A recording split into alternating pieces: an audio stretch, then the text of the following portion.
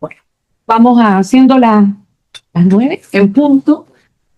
Bueno, me presento, mi nombre es Macarena Gallardo, yo soy la gerente de Socios de Integridad de HK Chile, la Cámara Alemana. Entiendo que hay acá algunas personas que tenemos socios y no socios el día de hoy, así que eso también nos pone muy contentos de ir ampliando nuestro círculo. Para quienes no son socios, bueno, contarles que la Cámara Alemana es una de las cámaras binacionales más grandes del país. Contamos actualmente con 550 socios y trabajamos en principalmente en aquellos ejes temáticos con nuestros socios y nuestros aliados en materias donde nosotros sentimos que tanto Chile como Alemania pueden beneficiarse mutuamente. Y uno de esos grandes temas es justamente todo lo relativo a sustentabilidad, y por eso estamos hoy acá con un socio bastante nuevo que ingresó el año pasado, fines del año pasado, ¿sí? NetCFI, como Cabify me acaban de decir. Y bueno, también un poco contarles que el espíritu de estos encuentros es justamente que un socio como NetCFI, en este caso, que es experto en alguna materia, nos reunimos acá para que ellos nos van a contar en lo que ellos son expertos, nos van a ayudar a resolver dolores, y eso es el espíritu en realidad de la Cámara, construir este ecosistema virtuoso en que todos nos apoyamos y vamos ampliando nuestras redes y conocimiento. Así que bueno, hoy día vamos a hablar de cómo convertir algo que para a veces podría parecer un dolor de cabeza en una oportunidad. Me encanta eso, ¿no? Cuando uno tiene algo y lo da vuelta, ¿no? Entonces, ¿cómo vamos a ver esto de cómo la cadena de valor se convierte en una ventaja sostenible? Cómo podemos trabajar eso, ¿no? A raíz también creo que hay nuevas legislaciones y cosas que han ido apareciendo, cómo lo vamos tomando. Así que bueno, yo les voy a dejar con mi colega Javiera Villar. En el área de socios tenemos también dividido un poco los temas para poder atender mejor a nuestros socios, y que Javiera lleva, entre otros muchos, el tema de los socios expertos en sostenibilidad, así que le voy a dar la palabra. Buenos días a todos. Buenos días. Bueno, una cosa, tengo que decir algo. Estamos grabando esta sesión y doy la bienvenida a los socios, perdón, Javi, que nos están siguiendo online, y sí, así que esta sesión va a quedar grabada. Tenía que decir eso, perdón. Si no, no cumplo con compromiso. Bueno, buenos días a todos, a los que están acá presenciales y a los que están online. Como les dijo Macarena, yo soy punto focal de energía, sustentabilidad y capital humano. ¿Ya? Capital humano, todo lo que abarca educación, empresas de reclutamiento, entre otros. Bueno, más que nada recordarles que a los socios que también tenemos el Green Tech Hub, que eso es un grupo de trabajo en donde las empresas con el ámbito sostenible se apoyan entre sí para hablar sobre temas o problemas que estén en auge o legislaciones que estén también al pendiente. ¿Ya? Bueno, al final contarle un poco de socio en el CEFAI, como bien dijo Macarena, ellos entraron recién en 2024, a fines del 2024, y ellos promueven la sostenibilidad como eje estratégico y rentable. Hola, buen día a todos. Bueno, y gracias también a los que están conectados. Yo vengo acá a hablar un poquito de NetCFI. El día de hoy, el tema de la sostenibilidad, que es tan importante y necesario si queremos tener un rumbo para las próximas generaciones. Bueno, el tema de hoy dice la sostenibilidad como ventaja competitiva en tu cadena de valor.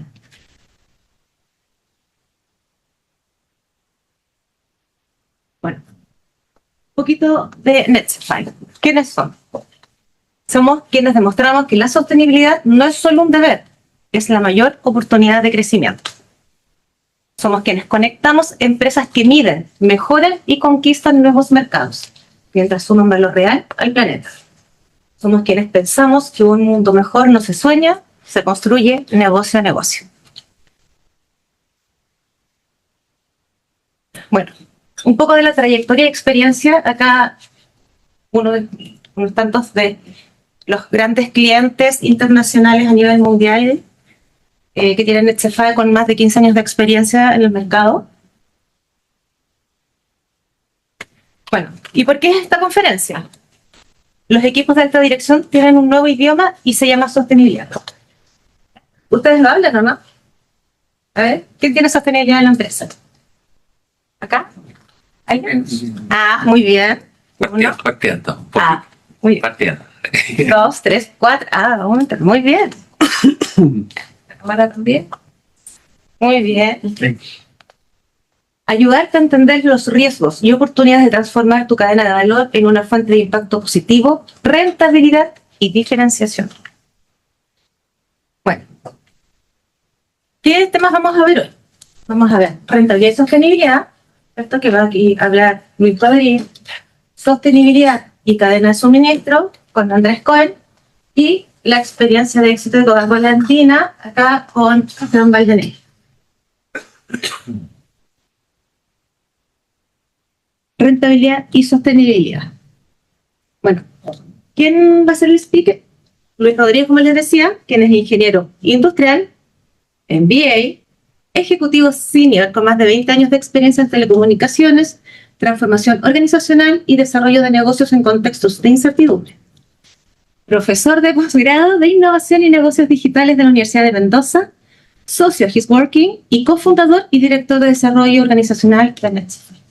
Así que, hasta The floor is yours.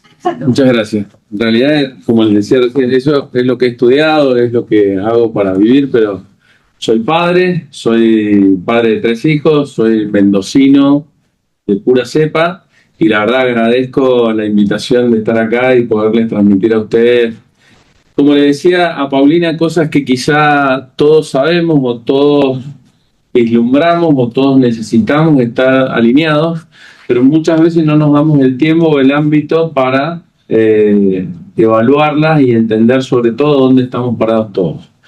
Y nos pareció importante arrancar con un escenario actual de Latinoamérica en estos temas, y un poco para justificar o magnificar o poner en evidencia la importancia de la sostenibilidad desde el punto de vista del consumo, que en definitiva todos los que estamos acá, nosotros decimos que avanzamos negocio a negocio. Todos los que estamos acá, el fin es la rentabilidad, que nuestros negocios sean rentables y que sobre todo creemos valor, pero no a cualquier costo. Entonces, fíjense los consumidores, el 71% de las personas, bueno, esto es un estudio que se hizo en Latinoamérica, ahí está la fuente, está cansada de las promesas vacías en las compañías. Se ha abusado, le llaman greenwashing, otros le llaman de distintas maneras, de propósitos, pero que después en la realidad no se cumplen. Entonces, los consumidores hoy, recién en la respuesta Instagram, Facebook, las redes sociales ya no te permiten no ser consecuente con tus ideas. Segundo tema, 75% de las personas no les importaría que las marcas desaparecieran. Yo soy más grande, éramos por lo general muy leales a las marcas, eso las nuevas generaciones está desapareciendo. La verdad que las marcas tienen más que ver con el propósito, yo te sigo, yo co-creo con vos, yo quiero ser parte de lo que haces, y eso es muy importante y en algunos casos no se está teniendo en cuenta. Lo dijo Paulina, lo dijeron ellos, lo mismo para esta grabación, me interrumpen y me preguntan lo que quieran en cualquier momento. 50% de los consumidores no saben qué marcas son sustentables y éticas y cuáles no. Esto es, no solo hay que serlo, sino parecerlo. Tenemos un desafío en la comunicación. Hay muchas empresas que invierten mucho dinero y hay empresas que hacen esfuerzo en sostenibilidad sin saber que lo están haciendo. Entonces, la comunicación todavía es un desafío en Latinoamérica. 69% de los consumidores creen que las marcas deberían hacer más, facilitar un consumo más consciente. Eso es, no sé si la palabra correcta sería nos están trasladando el problema, pero sí decir, me gustaría comprar tranquilo, me gustaría comprar sabiendo que lo que yo estoy comprando está en equilibrio con el medio ambiente y con el planeta. Entonces, después de ver todo esto, se me ocurrió pedirle a la inteligencia artificial cómo se imagina un escenario de una góndola de supermercado de acá a unos años en la Comunidad Económica Europea, con productos de origen latinoamericano, en base a todo lo que, bueno, nosotros interactuamos, trabajamos con varias inteligencias artificiales, en base a lo que estamos viendo. Y me arrojó esta imagen. Como me decía, el 75% de las marcas probablemente desaparezcan. O sea que tenemos que empezar a pensar hoy las marcas para dentro de un tiempo. Tenemos que empezar a ver qué hacemos hoy para que yo quede brillante y no quede en los tonos grises que me está marcando.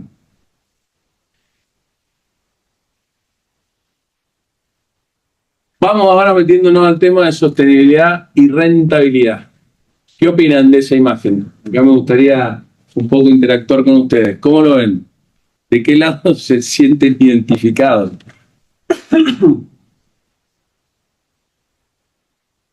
¿Una pregunta? ¿Alguno se anima? Sí, frente a la perspectiva. De repente uno dice, oye, la rentabilidad y la sostenibilidad, si hago, por ejemplo, una campaña de hacer mi empresa más eficiente porque reduzca la huella de CO2, esa reducción de huella de CO2 va indirectamente a que reduzca mis costos, porque voy a ser menos intenso en ocupar energía y van asociados. Y la rentabilidad, si marco una preferencia por parte de mis consumidores, voy a tener mejores ventas y mejores ingresos y le voy a entregar mejores atributos a mis productos, digamos. Los voy a poder vender un poco más caro. Con todo lo que él dijo, yo me podría quedar callado y pasamos a otro porque va por ese lado en realidad. La verdad es que yo soy ingeniero industrial, egresado hace bastantes años, no voy a decir cuántos, pero antes era, hay que producir. Me quedé sin esto, me quedé sin aquello y traérmelo, no importaba si venía en un camión que largaba humo para... No, hoy no.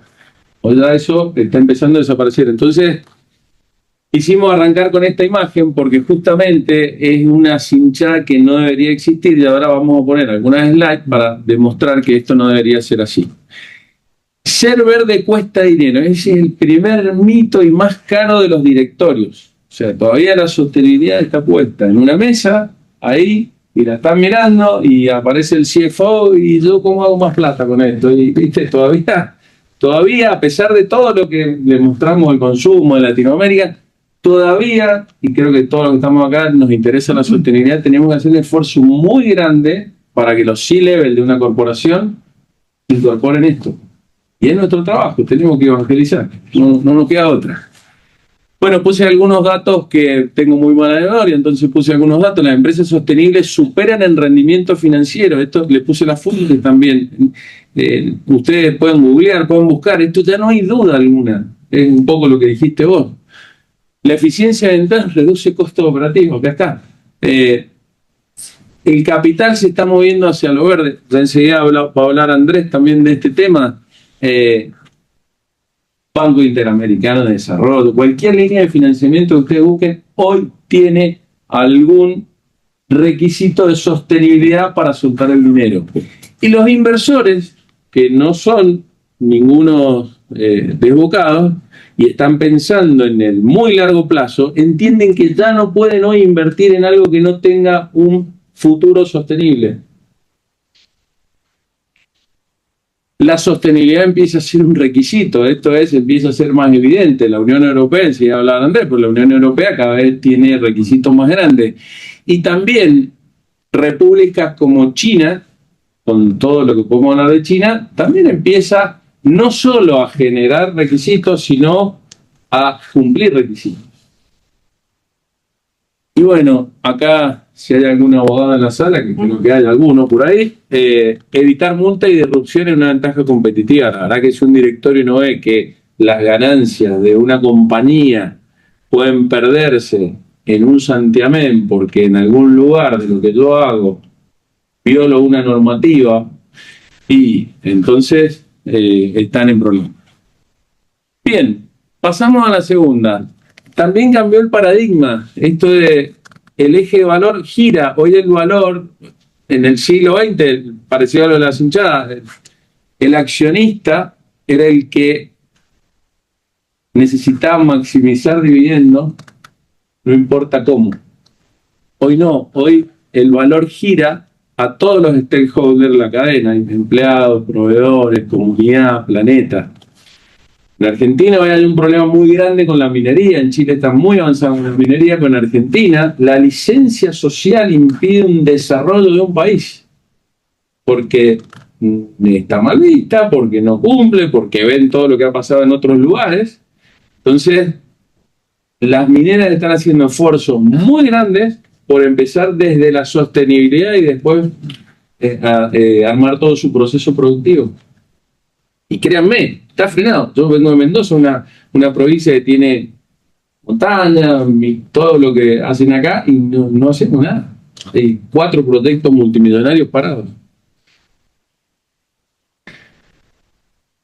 Bueno, el motor de la creación de valor. La sostenibilidad pone a girar la usina de crecimiento. Nosotros estamos convencidos de esto. ¿Por qué?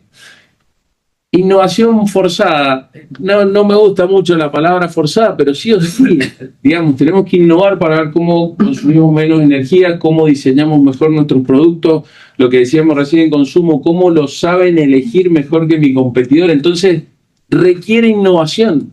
Y la innovación no es fácil. Eficiencia radical, los fundamentalistas de la sostenibilidad, como hay algunos acá, la meta cero residuos. No es fácil una meta cero residuos. Entonces, lograr eso está buscando eficiencia y esa eficiencia empieza a generar rentabilidad. Yo lo estoy dando por obvio, lo que estoy diciendo, pero se entiende que todo lo que estamos hablando da por medio de la rentabilidad. Una diferenciación de marca, bueno, la imagen de la góndola donde solamente están los productos o los servicios o todo lo que yo hago y hoy me difiere de un competidor. Esto ya es una carrera que se lanzó, hay algunas empresas que están muy avanzadas, otras menos, pero sin duda que las marcas que como un motor de diferenciación en la sostenibilidad, no hay duda alguna. Y bueno, reducción de riesgos, una operación sostenible, por definición, es menos riesgosa y más atractiva para el capital inteligente. Vamos a verlo desde el punto de vista interno. Y acá, en la era del conocimiento, las empresas están con una guerra de talento. El talento es escaso y el talento hay que cuidarlo. Las nuevas generaciones, las más preparadas, para manejar datos, para entender el futuro que viene, se fijan a dónde van a trabajar. Ya no es lo mismo trabajar en una empresa sostenible que cuide el planeta o no. Visión compartida, recién hablábamos, no me acuerdo con quién, esto es un punto muy importante, la sostenibilidad genera una visión compartida. Yo he leído libros y libros de cómo lograr la visión compartida en una empresa para ir mejor, para que todos tiremos por el mismo lado. La sostenibilidad de por sí genera una visión compartida.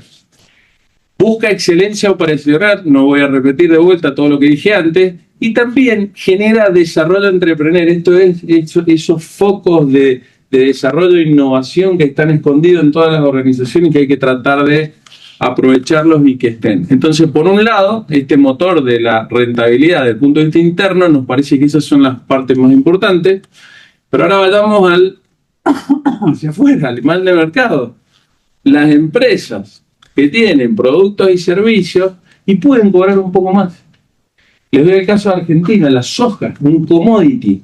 Bueno, la soja que tiene una trazabilidad en toda su cadena de abastecimiento, se paga un 5% más.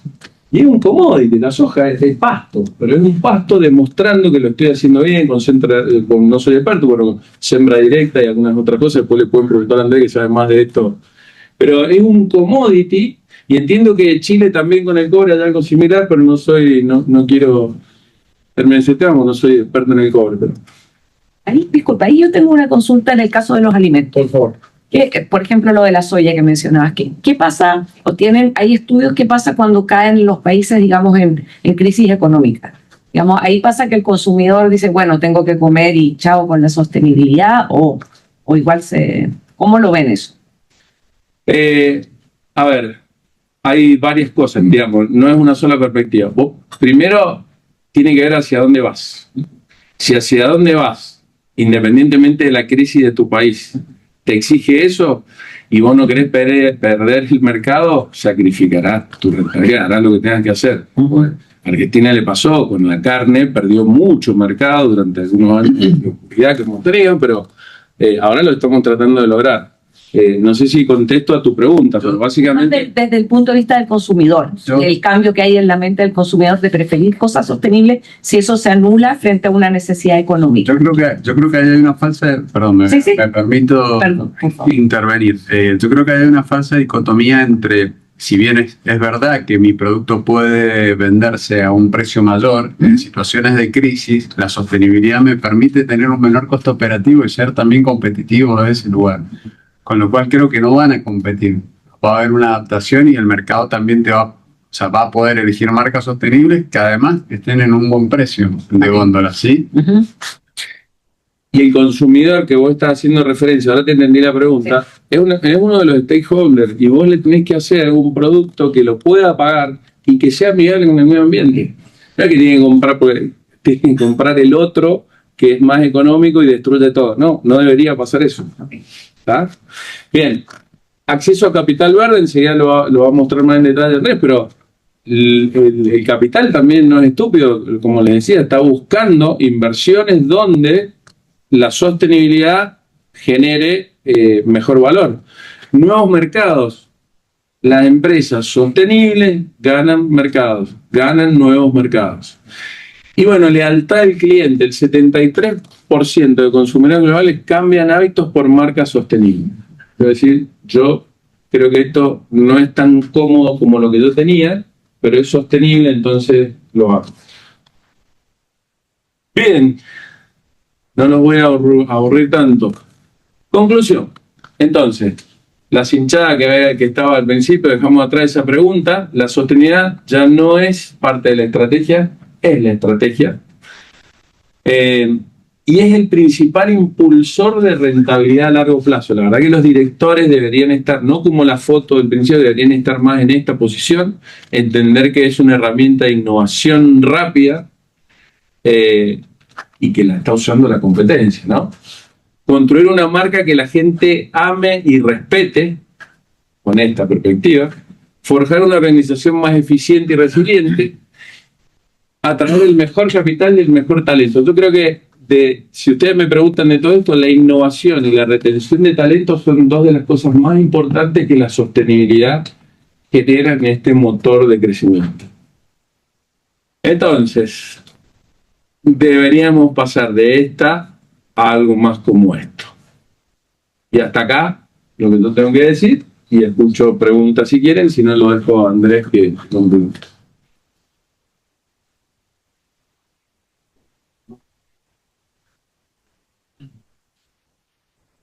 Los incentivos tributarios y, digamos, políticos asociados a esto, ¿ustedes lo ven un ente importantísimo?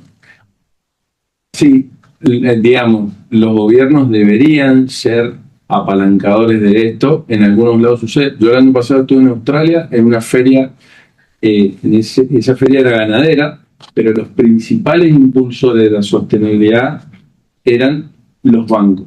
Era el capital, donde ellos les decían a sus propios clientes, mirá, que vamos a prestar para que tengan incentivos de sostenibilidad, porque a partir, creo que no me acuerdo si era el 2026 o 2027, no te prestaban más. Yo me refería más que el banco, el Estado, los estados. Los estados deben colaborar. Hay muchas acciones y hay muchos organismos multilaterales que hacen. El BID apoya mucho este tipo de iniciativas, pero sí deberían. Y de hecho son articuladores en varios aspectos. Yo tengo son opiniones, nosotros venimos de un estado demasiado intervencionista, ¿no? Donde el Estado interviene en todo. En todo. Sí.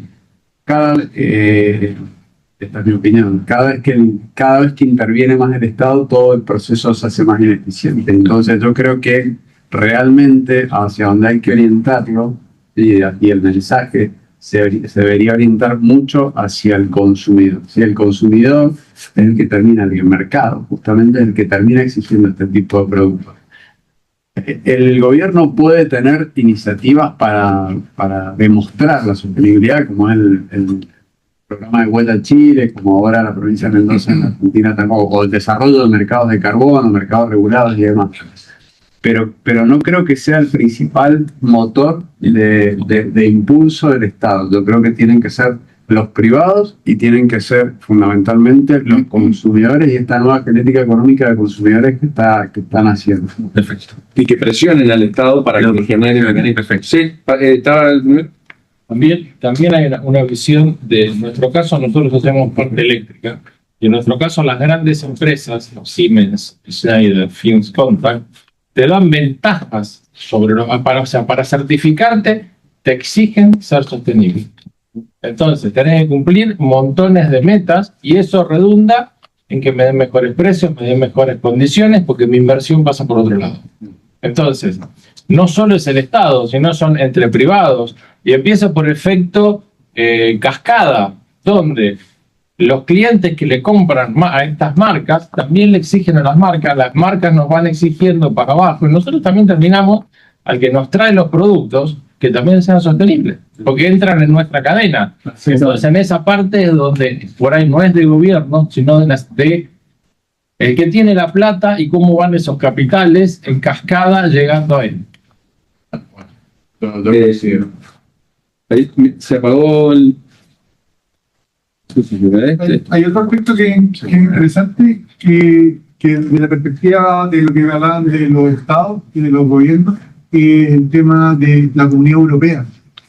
La Comunidad Europea está poniendo no como un arancel, pero se entiende como un arancel, que si yo llego con ciertos tipos de productos que son intensos en consumo, en emisiones de CO2, tengo que demostrar que hice reducciones para poder competir de igual a igual con productos que están muy regulados en la Comunidad Europea y que tienen que hacer mucha inversión por ser muy bajo en huella de carbono. Entonces, en cierta medida, al final todo esto está dado que todo mi escenario y mi entorno me está imponiendo y me está fijando un nuevo estándar. Entonces, a la velocidad uno tiene que ir más rápido que la velocidad del mercado, si no va a quedar afuera. Esa es la verdad. Esperar que el gobierno ponga la plata es difícil, pero él pone las reglas, que es lo más rápido que hace. Completamente de acuerdo, y es un poco lo que vamos a hablar ahora, y hay una palabra que resume lo que él decía, lo que vos estás diciendo, es que tenemos que trabajar como ecosistema, un ecosistema virtuoso donde entre todos vamos mejorando esto. José Miguel. Lo que pasa es que es una pregunta interesante en el plantea. Yo la verdad es que es personal. Creo que el Estado jamás va a financiar la sostenibilidad. Porque la sostenibilidad solo es posible si la financia la empresa. Totalmente. Ahora, eso significa que no existe sostenibilidad sin negocio.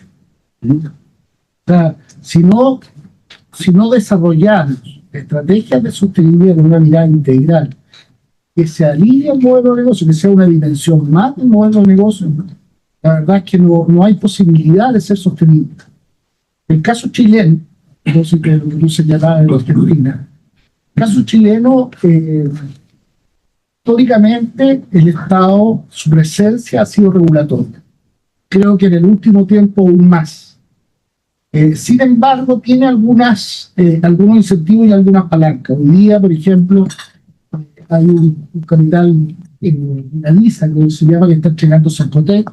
Hay iniciativas de pequeñas y medianas empresas que quieran implementar planes de sostenibilidad. Cercotec va a entregar un apoyo de máximo 9 millones de pesos en torno al desarrollo. O sea, efectivamente genera una palanca para que tú empieces eso. Pero claramente el Estado, por lo menos en Chile, la mirada del Estado está hecha para iniciar un proceso, para germinar un proceso, más que para cumplir una labor de apalancamiento real. Creo que coincido casi al 100% con lo que decís, y creo que resulta un obstáculo muchas veces del Estado si no pasa, como vos comentás, que sea simplemente el germinador el que pone la semilla, pero después tiene que ser la comunicación y el ecosistema entre privados quien realmente haga la sostenibilidad y el negocio sostenible. Y creo que coincido mucho con... Yo creo que es importante aislar el tema económico en esto, porque muchas veces se mete la variable de precio y el precio estuvo de moda en un mes o 2 meses y después el precio se puede ir para arriba por millones de motivos o para abajo por otros millones de motivos, básicamente por oferta y demanda. Más que yo creo que el tema de la sostenibilidad es clave, y a veces con un simple checklist uno se puede saber si algo es sostenible o no. Voy a poner el ejemplo, no sé, los buses. No voy a dar nombre de ciudades, pero realmente te dicen, oye, mira, tenemos todos los buses eléctricos, están todos felices, y resulta que en la noche los cargan con con equipos diésel. Entonces, yo no necesito meter ningún número ahí de cuánto me costó el bus, de si me costó o no me costó, cuánto pagué por el combustible, hago todo un estudio económico. Con un simple checklist, yo digo, eso no está siendo sustentable, así de duro, digamos. No necesito hacer un estudio macro ni gigantesco, así que esa empresa no está. Pasa lo mismo en la minería, pasa lo mismo con la soya o soja, como le dicen ustedes. Hay mineras que yo tampoco no necesito hacer ningún estudio y las veo llenas de camiones, todo el día sacando camiones por puerto o con empresas tirando humo por todos lados. Por mucho que me haga un estudio fantástico, me diga que es súper sustentable, yo lo miro y no es sustentable. Versus otra que tira todo por tubos, tiene todo computarizado, se va y ese humo está en otro lado. Digamos. Chile antes producía cobre, lo hacían acá, hoy día está exportando tierra principalmente, ¿no? Entonces, pero también esa tierra es sacada por mineras que son más sustentables que otras. Entonces, pasa eso, y aquí termino, y finalmente también es súper clave en la sostenibilidad, pienso, si no tienen determinar la denominación de origen. Hoy día nosotros en Chile, no sé cómo será en Argentina, pero fácilmente ya la mitad, o en algunos casos un 80% de lo que consumimos no son alimentos de nosotros acá, vienen todos de afuera.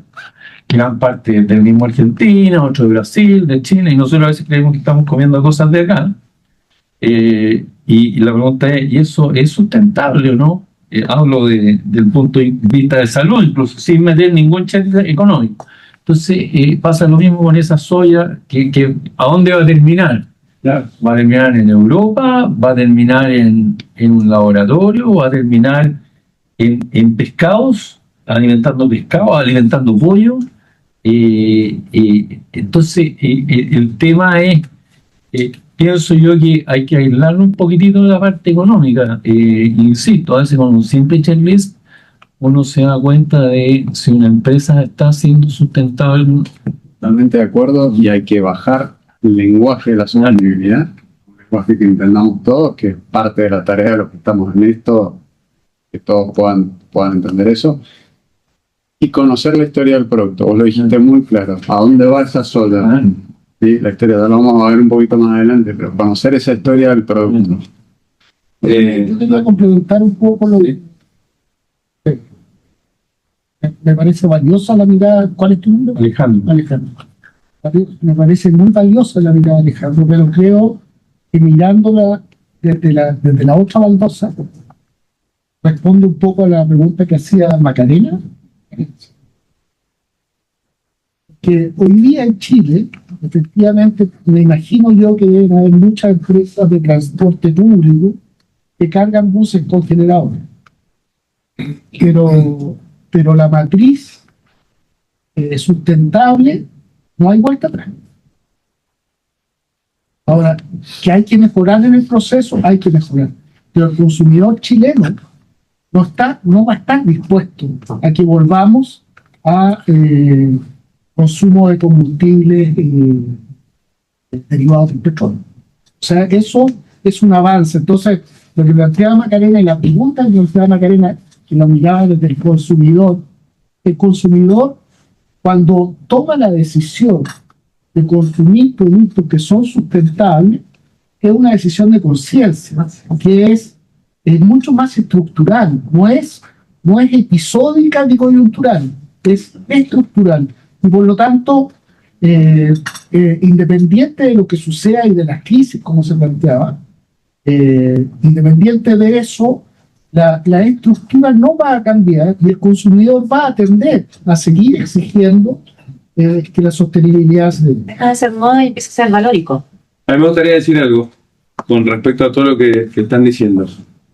No hablamos del precio en el sentido vale más o vale menos, es el valor que tiene algo o lo que yo estoy dispuesto a pagar por ese valor que me entregan. Y esto es independiente de una marca premium, una marca intermedia o una marca baja. Cada cual en su segmento debería entregarme el valor necesario para que yo, de acuerdo a mi poder adquisitivo, lo pueda comprar. Lo mismo el transporte público. Por ser público y un transporte masivo, no debería contaminar. Y no por eso debería ser inaccesible. Entonces, tiene más que ver no con precios, sino con cuánto estamos dispuestos a pagar por ese producto que tiene un valor mucho mayor, porque sé que estoy cuidando, estoy haciendo las cosas y que me ayudan a hacerlas bien.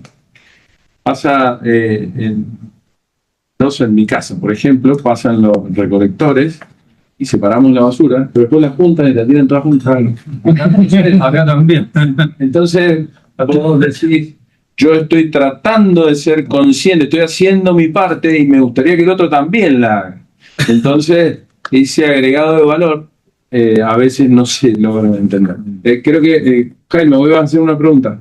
Sí, no, está, bueno, viendo el tema del valor versus el precio, bueno, el claro ejemplo yo creo que es, por ejemplo, hoy día el tema de los vinos orgánicos, que si bien el precio es un poco mayor, le da mucho más valor y hay gente que prefiere ese mercado y cada día está más, no sé si de moda, quizás la gente hoy día, sobre todo la juventud, tiene más conciencia.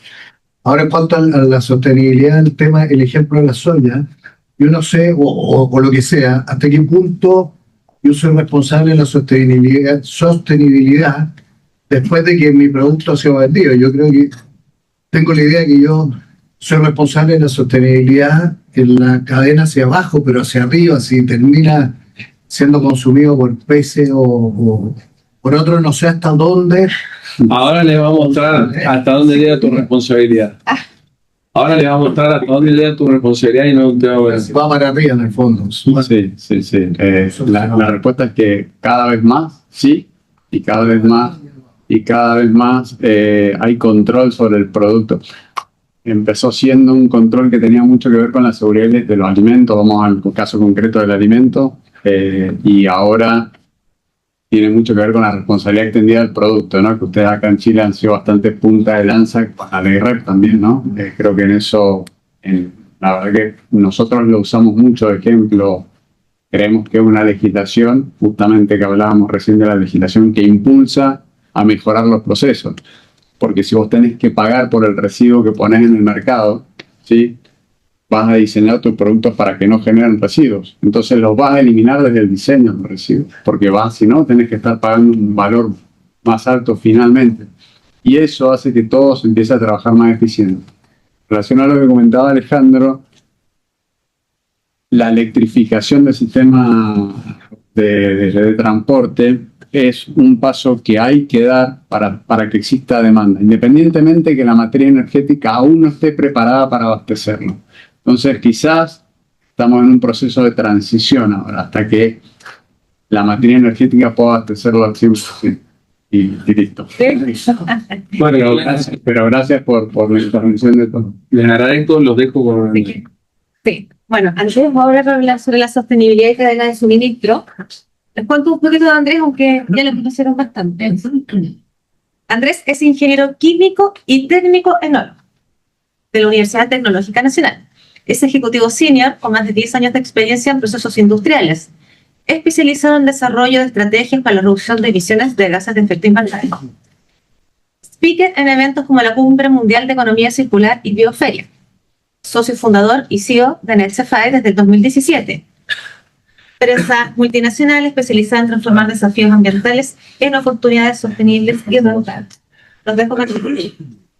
Muchas gracias. De nuevo, gracias por la participación. La verdad que cuando uno encuentra con personas como ustedes, la verdad que es un gusto comentarlo y el intercambio se genera porque aprendemos en este intercambio también. Nosotros, si bien somos especialistas en esto y nuestro norte es aprendemos mucho de este intercambio. Estoy yendo al revés, estoy yendo para atrás. Estoy retrocediendo en el tiempo. Vamos para adelante. Muy bien. Hablábamos un poco de cadenas de suministro y el impacto que podían tener. Justamente lo comentaste muy bien en el mercado del cobre, que se vendía como sostenible, ¿sí?, pero que no sabíamos qué pasaba y cómo mi marca puede estar atada a un camión que transporta un producto y que está tirando emisiones para todos lados humos y vertidos, ¿sí? Entonces, eso es un dato muy importante. Tu proveedor puede estar dañando tu reputación sin que lo sepamos. Yo creo que eso hoy cobra muchísimo sentido, ¿sí? Y es una presión cada vez más importante para el desarrollo del proveedor. Vamos a ver un poquito más adelante en la presentación cómo están cambiando estos paradigmas respecto a cómo uno negocia las condiciones comerciales en un contrato. ¿Cuál es el escenario en el que estamos viviendo? Una aceleración de la crisis climática. Cuando estaba viajando y le compartí una información con Luis, en Latinoamérica hemos vivido en el último año las temperaturas más bajas de la historia y más altas de la historia, ¿sí? Estamos un poco perdiendo esta lucha contra el cambio climático en el sentido de que estamos perdiendo previsibilidad. Y eso afecta directamente a nuestro negocio, ¿sí? Nosotros estamos en un ambiente donde tenemos que tener cierta previsibilidad de lo que pasa. Estamos teniendo cada vez más presión de los accionistas en relación a esto. El accionista quiere que mi negocio sea rentable, claramente. Y si yo no tengo previsibilidad respecto a lo que pasa con el negocio, se están empezando a movilizar capitales hacia proyectos que puedan demostrar, ¿sí?, una rentabilidad adicional. Atracción de nuevos talentos. Acá ahora lo voy a cambiar desde la perspectiva que habló Luis. Recién Luis hablaba cómo retengo el talento dentro de la organización. Acá yo cómo hago que mis proveedores más talentosos, ¿sí?, puedan ser resilientes, puedan mantenerse en mi organización y entregarme valor, entregarme productos con valor.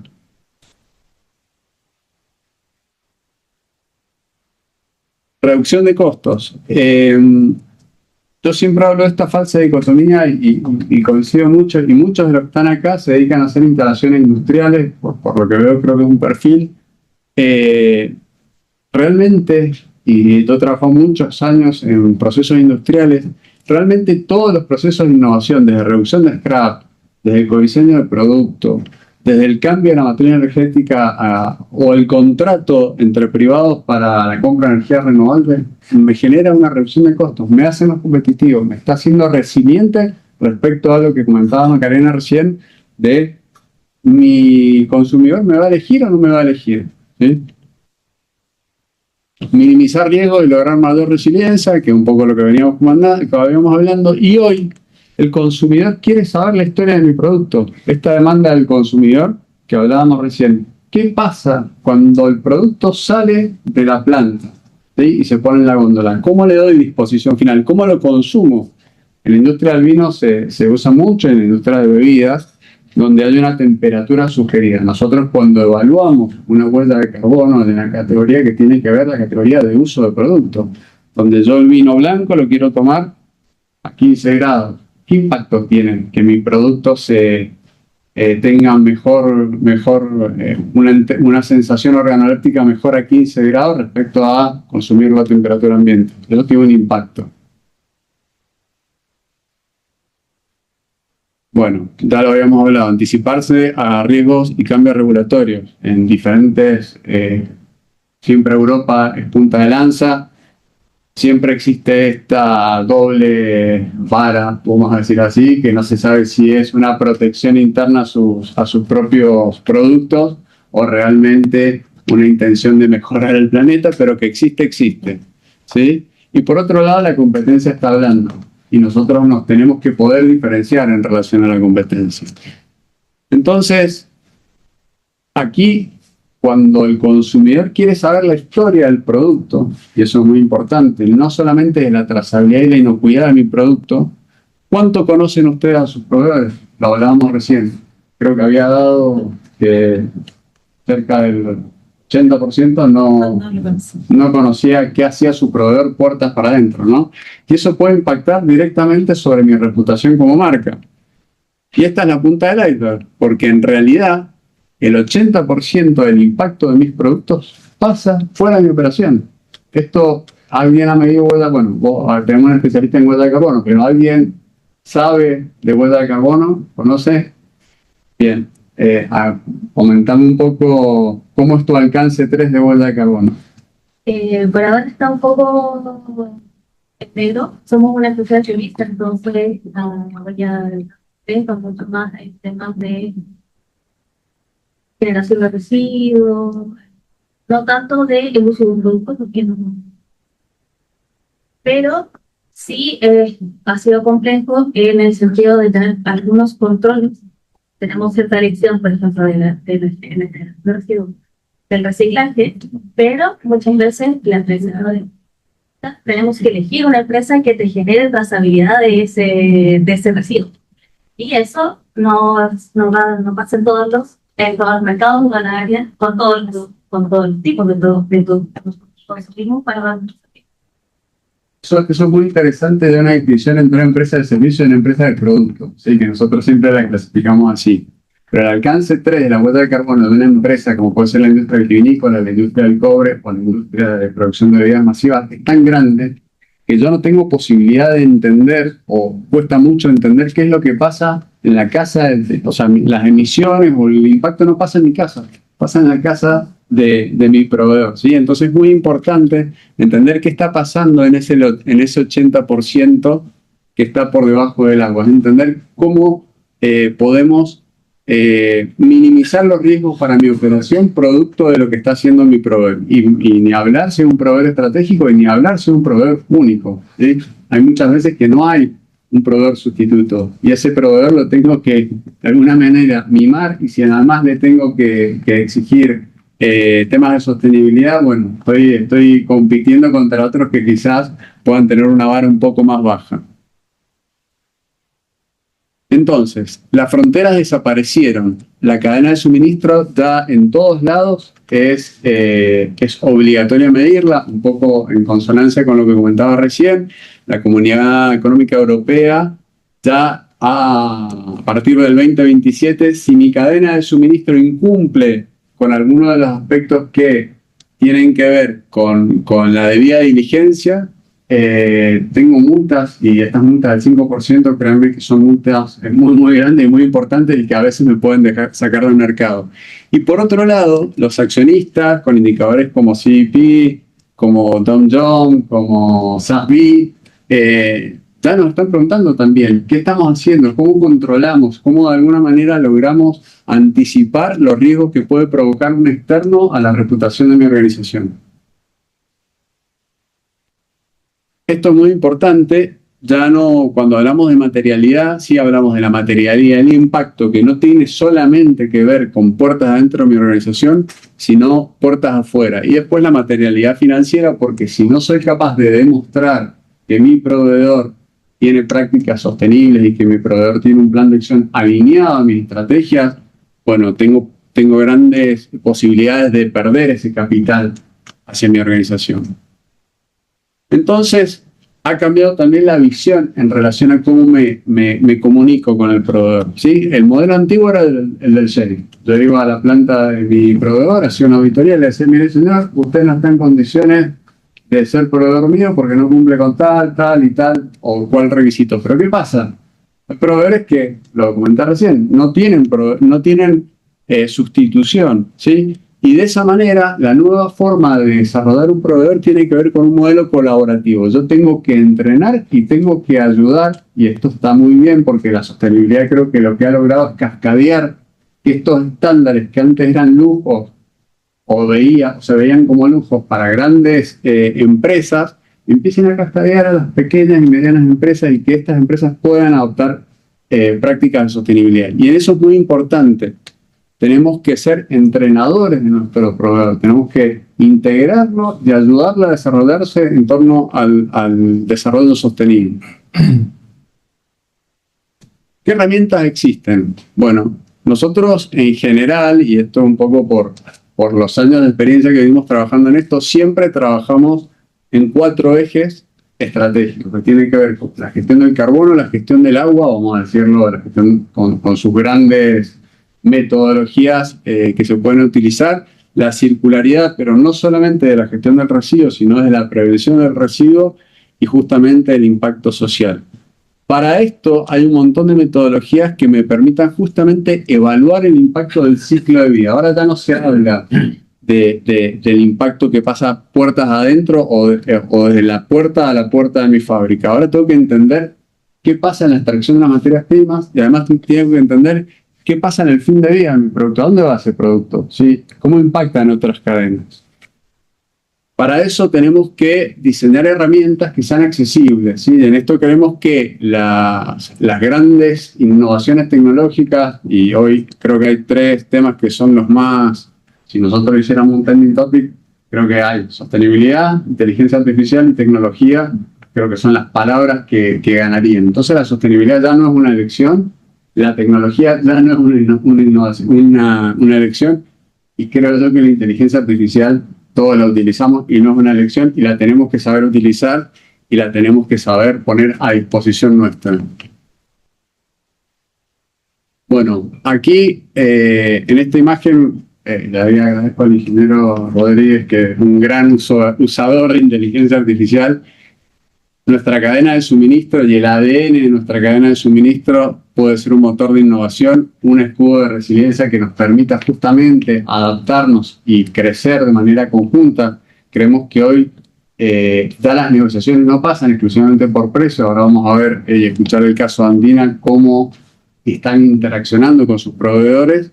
Es un escudo de resiliencia de un activo de confianza. Nuestra cadena de suministro hoy es un socio muy estratégico que nos permite justamente en un entorno cambiante donde yo creo que en 3 o 4 años la previsibilidad es muy difícil, cada vez más difícil la previsibilidad, tenemos que tener una capacidad de adaptación y sin una cadena de suministro resiliente es muy difícil llevarlo adelante. Muy bien, conclusiones. Acá vamos a poner al señor orquestando su cadena de suministro, ¿sí? La invisibilidad ya no es una excusa, el 80% de la cadena de valor es ahora responsabilidad legal, financiera y reputacional directa, es muy importante verlos de ese lugar.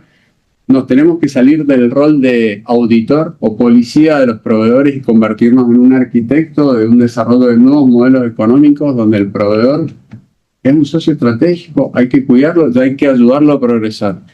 Su próxima gran innovación o su próxima gran crisis no está en nuestra fábrica porque eso lo controlamos. Nosotros tenemos posibilidad de controlar, de eficientizar nuestros procesos, pero ¿qué está pasando puertas afuera? Empieza a ser una incógnita o está siendo una incógnita y la transparencia radical de su cadena de valor ha dejado de ser una opción para convertirse en una licencia para operar y crecer. Hasta aquí mi presentación. Ahora le voy a dar el paso a Andina. Antes de presentarlo, a mí me gustaría contar un poco la historia de nuestro trabajo con Andina y cómo llegamos a hablar de cadenas de suministro. Nosotros venimos trabajando en Andina hace 7 o 8 años y siempre vimos que en la huella del carbono de alcance 3 había mucho que hacer en su cadena de suministro y que no se pueden alcanzar sus objetivos climáticos si no se ataca directamente a la cadena de suministro. Pues ataca en el buen sentido, ¿no? Si no se desarrolla desde el punto de vista sostenible a su cadena de suministro. Y por eso nos pareció un caso muy, muy importante porque también es una marca que hace mucho en torno a estos temas, que ha firmado su carta de compromiso de Semestar de este año, que la ha hecho pública, que en tiempo récord estableció sus objetivos climáticos. Realmente es una compañía que trabaja mucho para esto y nos pareció una industria de producción masiva de capitales chilenos que venga a contar esta historia. Nos pareció muy, muy interesante y ahí agradecemos a Esteban Bernadette. Muchas gracias. ¿Hay preguntas? ¿No?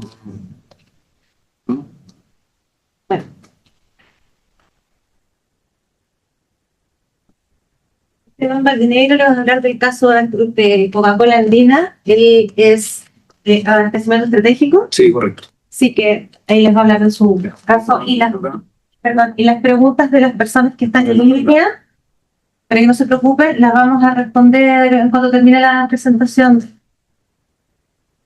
Creo que todos, muchas gracias por la invitación. Me imagino que acá todos son consumidores de Coca-Cola.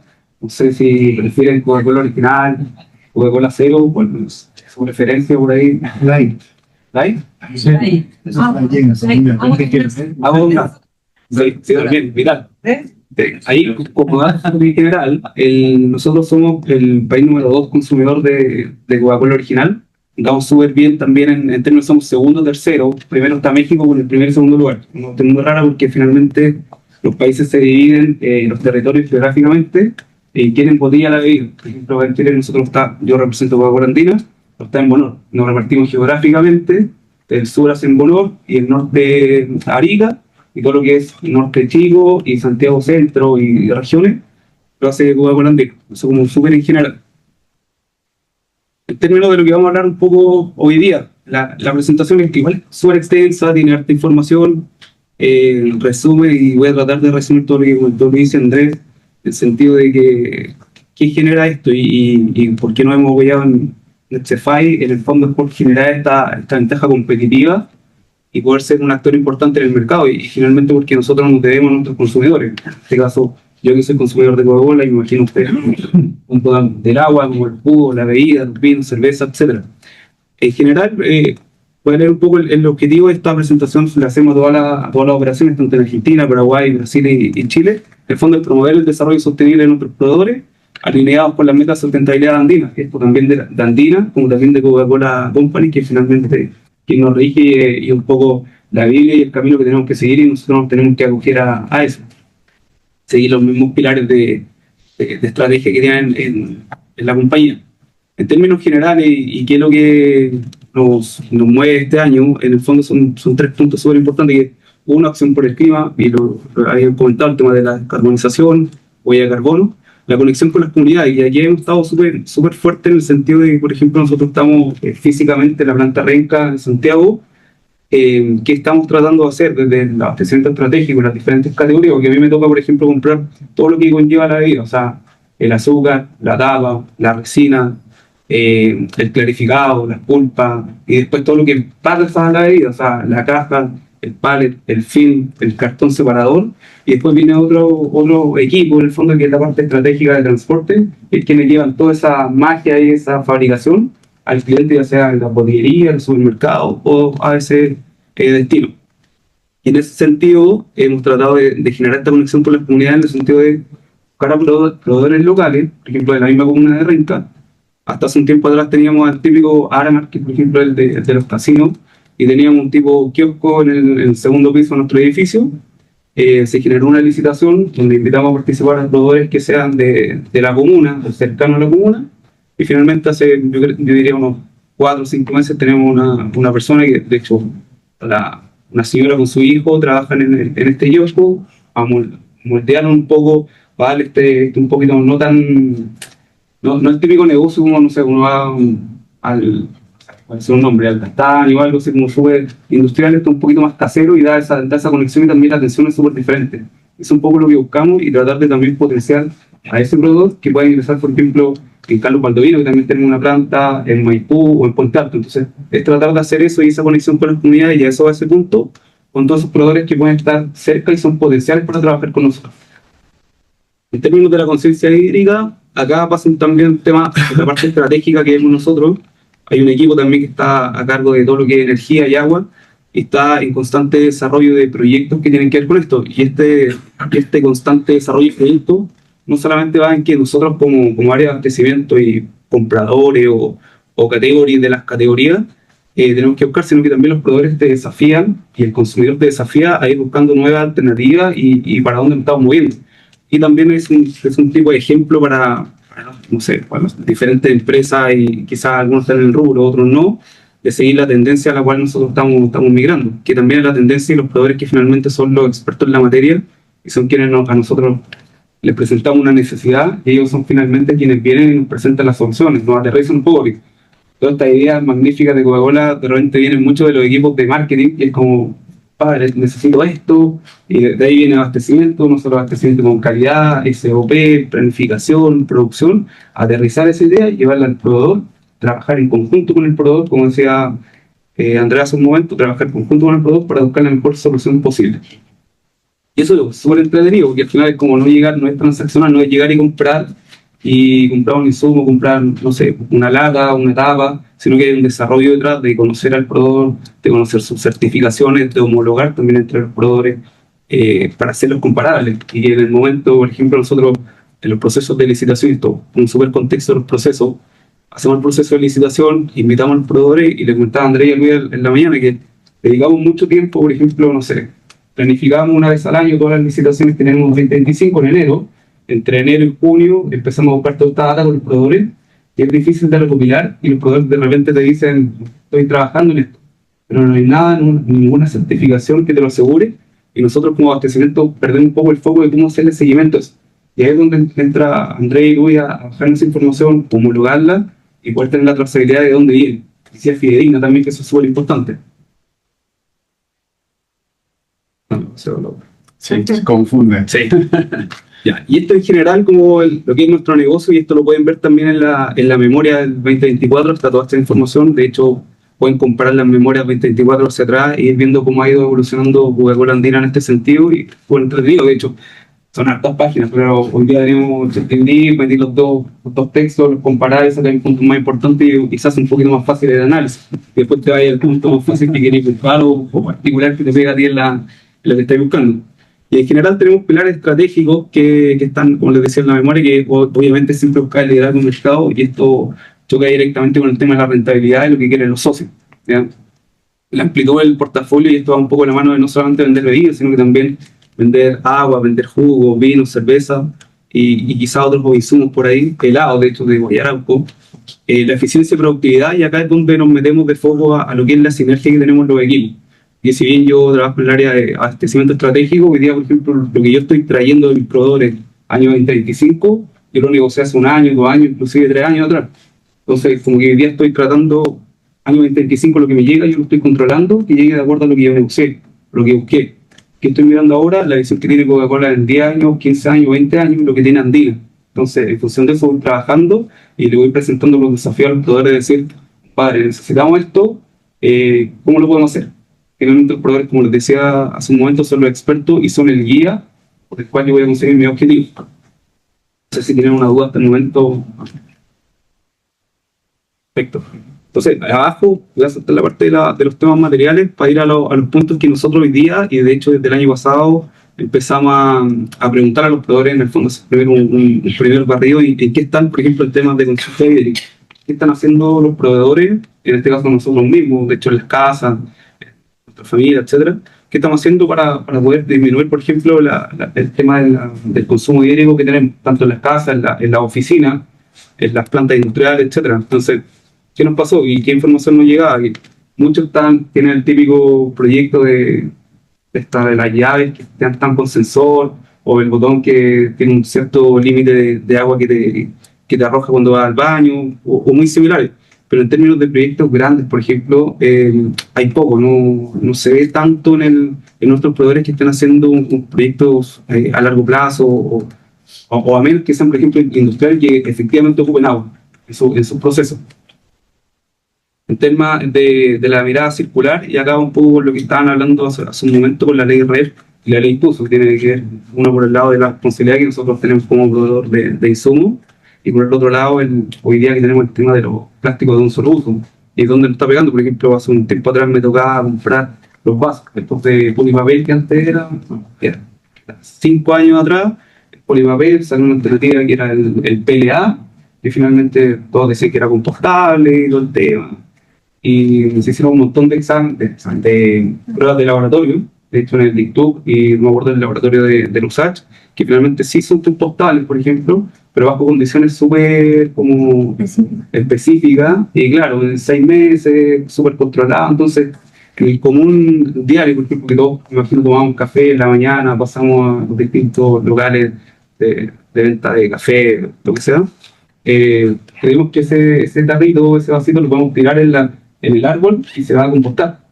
Entonces, ¿qué va a pasar? Se va a volar, va a caer a la calle, se va a contaminar con otros residuos, y al final uno dice, no, sea compostable, pero en la realidad no era tal. Disculpa, una consulta.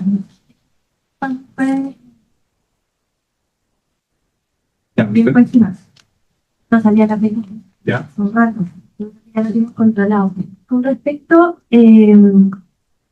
con esta línea que ustedes tienen de desechables, ¿Ya? Y la ley REP, ¿cómo es su estrategia 2025-2030 de la disminución o el plan de gestión, el sistema de gestión que tienen sobre ese control con sus clientes, por ejemplo? ¿Qué pasa? Porque el retornable, claro, tú te haces cargo. Claro. ¿Pero qué pasa con los desechables? Ya, lo Eso fue desechable- nuestro caso de estudio. ya, el desechable, O sea, como la respuesta.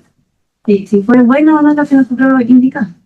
pero ese estudio lo hicieron hacia Coca-Cola o hacia el mercado en general. No, imagínate, soy una prueba. Y en ese caso el estudio. Ya. ¿Qué podría ser solución Coca-Cola con respecto a lo que exige la ley REP? Bueno, pero versus a su línea de... ¿dónde está? ¿Cómo se controla? ¿Qué sistema de gestión aplicable se línea para? Igual es súper... No, es súper complejo. De hecho, hoy día que nos dice la ley, que por ejemplo no podemos importar resina reciclada. Por lo tanto, nos obliga que el sistema integrado de gestión ambiental nos tiene que proveer de esa resina. Que en este caso, claro, nosotros tenemos una empresa que es socia y está integrada Coca-Cola Andina, que es Reciclar. Y en el fondo son quienes recopilan y se encargan de recopilar todas las botellas posibles desechables. Pasan por una cinta transportadora donde se para la etiqueta, las tapas, se muelen, después pasa por un reactor, etcétera, y nos llega esa resina a otro proveedor único que tenemos que recién están contando que es quienes nos hacen las performances. Son estos tipos de tubos de ensayo que después nosotros los soplamos en la planta y llenamos la de... Entonces, ¿qué nos está pasando hoy día? Y es un tema súper complicado, que es la retornabilidad de ese desecho no está haciendo tal y, por ejemplo, viene con mucho, no sé, típico, viene sucio o viene con metal entre medio, Claro. y como lo ven. Al final es basura. Se llenan de basura. Exacto, por ejemplo, no sé, tú estás ahí explicando que necesitáis, estoy inventando, 500 toneladas mensuales, plástico puro, Un porcentaje. finalmente te están llegando 400 y otras 100 te están llegando con metales, otra basura que no corresponde entre medio para hacer peso, que tú compras el peso. Kilo por fardo en el fondo estás quitando de plástico. Y es un desafío que hemos tenido desde 8 meses que estamos tratando de hacer eficiente esa recopilación de residuos. Y ahí, por ejemplo, pero así más o menos, de nuevo, sin un gran estudio y todo lo demás, claro, porque hay como un mito de que lo retornable al final es más sustentable que lo no retornable. Pero si uno suma toda esa cadena, probablemente va a sumar lo mismo, por lo que decías tú, porque a la compañía le llegan envases retornables, pero no los puede retornar porque están sucios, o de nuevo la cadena de suministro, y a la misma empresa le pasa que a lo mejor esa sustentabilidad es la misma, ya sea que sea retornable o no retornable los envases. Y pongo el caso de las personas. A las personas también a veces les pasa lo mismo. Por ejemplo, uno cuando está en la casa y uno trata de ser bien ecológico, digamos, uno guarda los envases, qué sé yo, y todo, y llega ya al supermercado y no hay de la bebida que tú querías, y tenés que guardar el envase y todo, y al final terminás comprando el no retornable porque es más rápido, y si tú sumas todo eso, al final ambas situaciones, desde el punto de vista de la sustentabilidad del consumidor, terminan siendo iguales, y de la empresa lo mismo. Perdona, y pasa lo mismo con las latas. Con la lata pasa lo mismo. Tú guardas, le llega la lata y la empresa trata de procesar esas latas y al final le sale mejor hacer una lata nueva que procesar la antigua. Entonces suma cero y... Sí, Andrés. Sí, nosotros hicimos un análisis ciclo comparativo de los dos productos principales en las 4 operaciones de Andina. Claro. En cuanto a la retornabilidad, o sea, en base de un solo one way y el retornable. ¿Sí? Realmente, independientemente del scrap y de la posibilidad, quizás a veces tengan algunas dificultades para hacerse con ese envase retornable, hay un alto ciclo de retornabilidad, con lo cual no todo se termina transformando en residuos, un alto ciclo, y en algunas operaciones, como la de Argentina, donde el valor es bastante, no sé, acá en Chile, pues no hablo de Chile, pero en Argentina el valor del producto en envase retornable es bastante o es significativamente menor que el de One Way. El grado de retornabilidad es muy elevado, con lo cual también tiene que ver con una política de precio para fomentar ese producto, ¿sí? Pero Andina tiene objetivos de resina reciclada. Sí, es que hay en esa línea, o sea, tenemos objetivos de resina reciclada porque nos dicta la ley, que este año son 15%, tenemos que llegar a un 70-60% en el 2050, si no me equivoco, pero también obviamente nos rige el tener envases retornables, tanto de PET cómo dividir. Entonces, luchamos constantemente como, claro, como dices tú, de repente es más fácil producir el one way, de rápido, no tiene que retornar de una por otra parte, que igual nos tenemos que hacer cargo de los residuos que trae ese fardo, pero por otra parte nos pega Coca-Cola que nos dice, oye, tenéis que meter en el mercado envases retornables, ya sea de vidrio o PET, y ahí ir jugando con los consumos, por la temporada y un montón de cosas más. Una consulta respecto de eso. ¿Cómo ha funcionado el tema de la venta de envases retornables por la página de la única de las cosas bebidas que venta de envases retornables en el proceso online? No, súper bien, o sea, por ejemplo, ¿qué nos pasó? O sea, si vemos 5 años atrás, desde pandemia, el tema del comercio del e-commerce saltó las nubes y en ese tiempo la plataforma era súper pequeña, no vendíamos nada. Hoy día creció por lo menos 10 veces lo que vendíamos hasta el 2020. Entonces, en ese sentido es mucho más fácil. Por ejemplo, no sé, yo mismo, más allá de que puedo ir a la planta a comprar las bebidas, las pido por la plataforma con el pack de 24 botellitas de 2.37, que es el típico que te dan en un restaurante. De hecho, de por sí se siente más rico por un dato, porque tiene más azúcar que, por ejemplo, en un formato familiar. Sí. Por eso de repente uno dice, oye, ¿por qué la bebida chica es más rica que la grande? Esta tiene 10 gramos de azúcar por 100 ml y la otra tiene 8. O sea, ahí está un poco la diferencia. Yo prefiero consumir, por ejemplo, bebida original con azúcar a sin azúcar. Si vamos a tomar bebida, tomamos con azúcar. Entonces ya entra en la decisión de cada uno. Si no tomo agua, con gas. Si alguien más tenía... Me demoré un poco ahí, pero acciones por el clima y conexión con las comunidades, un poco lo que estábamos hablando, y en la acción por el clima es donde estamos asociados al tema de SBTI y un poco lo que nos rige este tema del alcance 3 y de ir a nuestros proveedores a Maya de hacer esta auditoría típica que comentaba Andrés, que ir, ver cómo están, check, sí, y trabajar en conjunto. O sea, voy a su planta con todo el equipo, o sea, yo abasteciendo finalmente. Yo soy experto en la materia, a lo mejor de técnicamente o de la mecánica, por ejemplo, de un film. Para eso tengo que apoyarme con un equipo de técnico de calidad, un equipo de planificación que tiene que llevar el volumen para ver cuánto vamos a comprar. El otro equipo tiene que llevar la parte técnica para ver qué film funciona en la línea productiva de mi planta.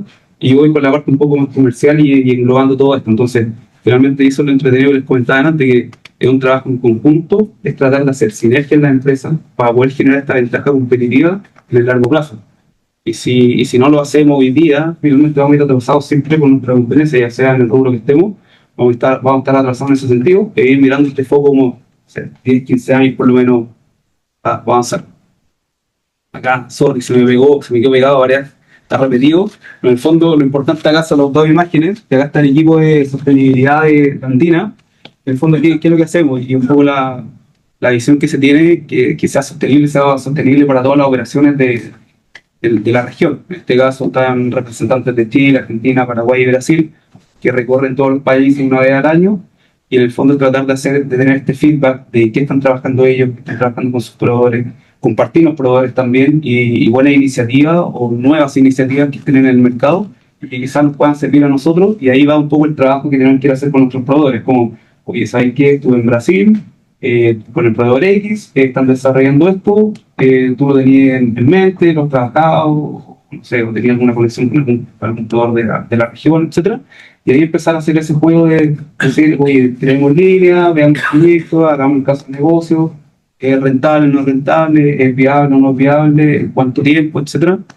Y ahí un poco lo que nos entretenemos nosotros como compradores estratégicos durante el año, de ir viendo proyectos futuros, viendo si son viables o no son viables, después meternos con las operaciones a llevarlos a cabo, que es donde salen muchos problemas, como en el papel, el Excel te aguanta un montón, los números están siempre verdes, súper bonito, y el momento de los que uno se encuentra ahí con chuta. Es complicado, pero es parte de la dinámica. Esta plataforma es finalmente la que hoy día nos ha ayudado un poco a trabajar con nuestros proveedores. Hoy tenemos nosotros 28 proveedores estratégicos que estamos midiendo. Dentro de eso están los de materias primas y empaque que trabajo, en mi caso particular, que tengo, no sé, por ejemplo, de azúcar son 3 proveedores, en cartones separadores del pallet son 3, 4 proveedores, un universo mucho más grande, pero son los que nosotros manejamos. De pallet también, deben haber, no sé, en las licitaciones 20 proveedores de paneles que se acercan a la licitación, pero finalmente con un tema de administrar ese volumen, de administrar un proveedor, es más fácil siempre tener 2 o 3 proveedores como en promedio.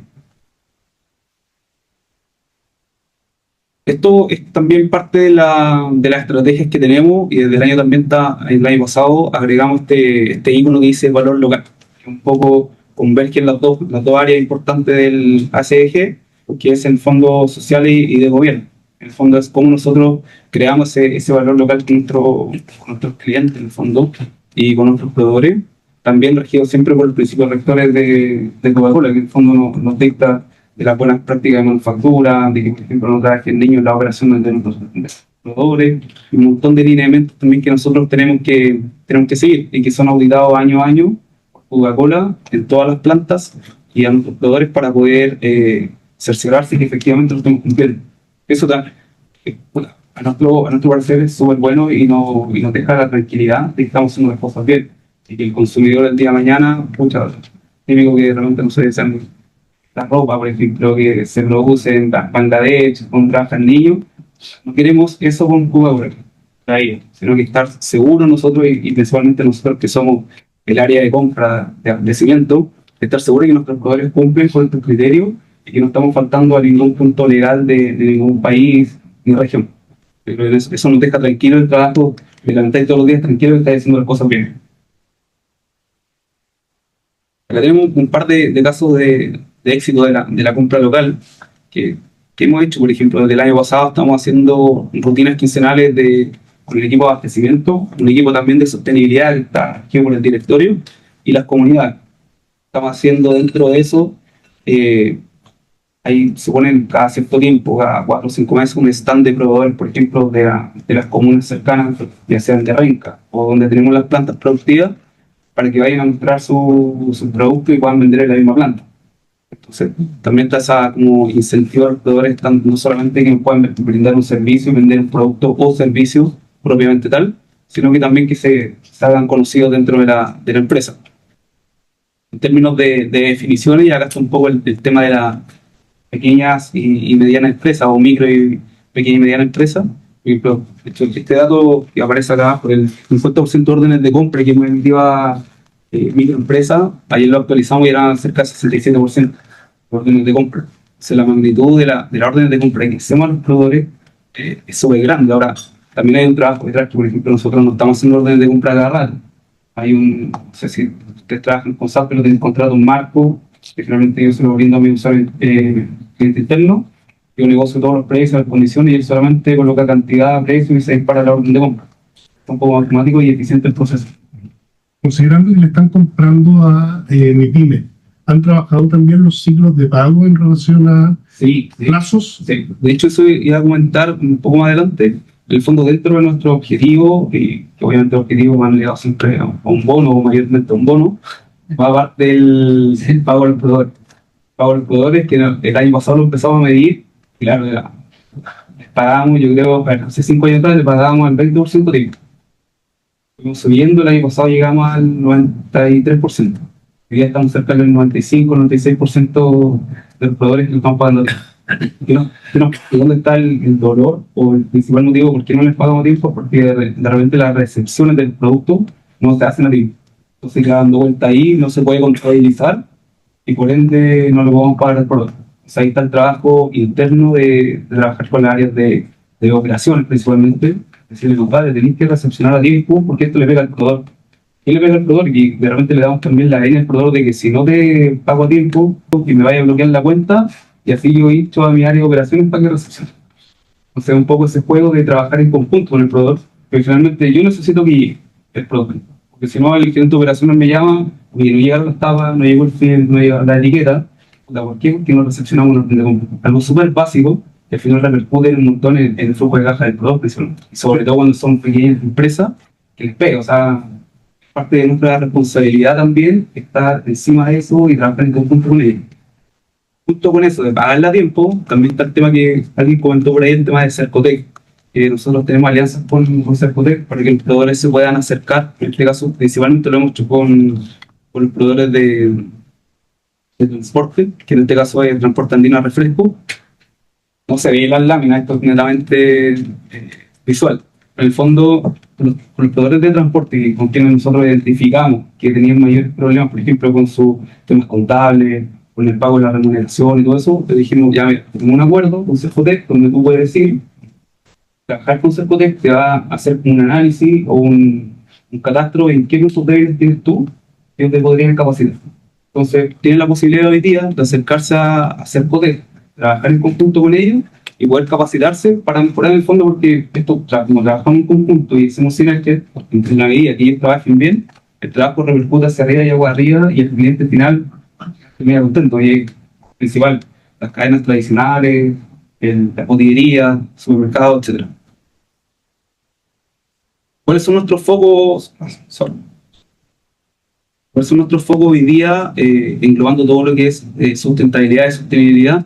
Por un lado, la normativa, o sea, todo esto viene de la mano de, si bien yo puedo generar una ventaja competitiva con todo lo que habló Andrés y Luis, que en una hora de conversación uno no alcanza a absorber todo lo que esto conlleva hasta que empieza a trabajar en la realidad, y paso a paso, y con una carta grande de trabajo, los equipos involucrados, ahí uno recién se va involucrando en este tema y le va encontrando como ese incentivo de decir, uy, esto de verdad puede funcionar, y de verdad nos va a servir, y repercute tanto en la rentabilidad como en los objetivos que tenemos como estratégicos a largo plazo. Entonces, en ese sentido, tuvimos que adaptar nuestra política de compra, de definir, por ejemplo, los proveedores que están en el primer anillo van a tener en la matriz de evaluación de la licitación o cotizaciones una ponderación mayor versus otro que no está en el primer anillo dentro de la comuna donde está la planta. Por lo tanto, si yo necesito ir a hacer una compra directa a un proveedor que es de la comuna, lo voy a hacer. ¿Por qué? Porque me lo permite la comuna. Entonces, también nos deja tranquilo de que en un marco de una política corporativa que está aprobada por el directorio, nos da este ancho de cancha para poder jugar y movernos entre el proveedor. ¿Alguna duda por el momento? En temas de personas, está obviamente el tema de sustentabilidad como foco principal, que tiene que ver con el ajuste en los perfiles de las personas, en el sentido de qué estoy buscando yo en los equipos de trabajo. Cuando yo qué visión necesito que mis equipos de trabajo tengan en el futuro, y que obviamente se alineen con lo que quiere Andina y Coca-Cola por su parte. En términos de proceso, claro, estábamos hablando recién hace un momento atrás de los criterios ambientales, sociales y de gobernanza. El punto es generar los procesos y las instancias para yo poder trabajar en conjunto con mis equipos de operaciones y planificación para poder llevar a cabo todos los proyectos. Y, por ejemplo, en términos del film, me toca comprar, lo licitamos. Previo a una licitación, yo tengo que reunir todas las especificaciones técnicas con las cuales yo voy a salir a licitar, ¿verdad? Para eso necesito un equipo de técnicos de calidad que me brinde toda esa información.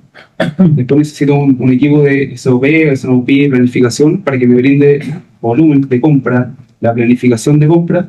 Con toda esa información yo voy, hacemos las bases técnicas comerciales, con eso salgo a licitar los procesos y con eso trato de llegar a un proceso lo más acabado y limpio posible. En función de yo licito, adjudico, después viene el paso no menos importante, que es la gestión del cambio. Hacer este match, dedicarse justo cuando termino con un proveedor, empiezo con otro, a agotar sus materias primas, porque también tengo que ser responsable de que si yo le compartí un forecast de aquí a diciembre de 2025, tengo que terminarse. O sea, en esa gestión del cambio también está el trabajo de junto con planificación, que de repente van a haber momentos que vamos a trabajar con 6 proveedores a la misma vez y de repente vamos a hacer el cambio. Hay que ser súper preciso en el sentido de la entrega, de la calidad del insumo y un montón de factores que están entre medio. En términos de sistema, yo creo que acá un poco había unas preguntas al principio que hablaba de qué herramientas utilizamos para medir o trabajar en función de la sostenibilidad. Y acá la tecnología es fundamental, y lo hemos visto, lo hablamos recién con el tema del e-commerce, lo hablamos recién con el tema de la inteligencia artificial, con plataformas como GeoWork que nos ayudan a poder canalizar toda esta información y yo ser más eficiente en mi proceso de licitación, porque ya sé cuando planifico en enero, me junto con el gerente y le digo, ya esto voy a licitar, check o no, ya tengo los proveedores que voy a invitar y esos proveedores ya cumplen con estos criterios. Entonces ya gané 3-4 meses de estar imponiendo correos de, oye, ¿me pueden enviar esto? Y yo veo un correo sin nada, después, pero tenía un respaldo de todo, chuta, viene de vuelta después, y no, es que eso yo no lo veo en mi área de sustentabilidad, no sé, de los pasos. Entonces van a saber de sustentabilidad, entonces hay un pimponeo con un producto y no sé, tenéis 15 categorías de compra, por cada categoría de compra tiene un potencial de 10 proveedores, entonces te das cuenta que cuando vayas a licitar, el tiempo se te hace poco. Entonces, con esta información que ya tenemos canalizada, para nosotros es mucho más fácil. Ya está parametrizada, entonces yo puedo ingresar a la plataforma y ver la información, puedo ingresar mi compañero, no sé, que ve la parte de transporte, puede ingresar la persona que ve la parte de servicios de catering, de marketing, puede ingresar la persona que ve los servicios, por ejemplo, de transporte de personas en los buses. Entonces todos podemos acceder a esta plataforma, haciendo un poco más fácil esta eficiencia en el proceso. Y ya fijar, como decir, ya estos proveedores califican para el proceso de licitación y yo adjudico tranquilo. Tranquilo en el sentido de que cuando yo adjudique, esté trabajando con un proveedor, Coca-Cola lo vaya a auditar, no va a haber ningún problema o inconveniente con algo que ellos declararon en su momento que no puede haber sido fidedigno. Y creo que eso es lo más complicado y lo hablamos así, les contaba de estar siempre constantemente encima de los temas y del proveedor, de decir, la información que nos está entregando es fidedigna, nosotros la podemos transparentar y compartir con los equipos. ¿Quiere agregar algo?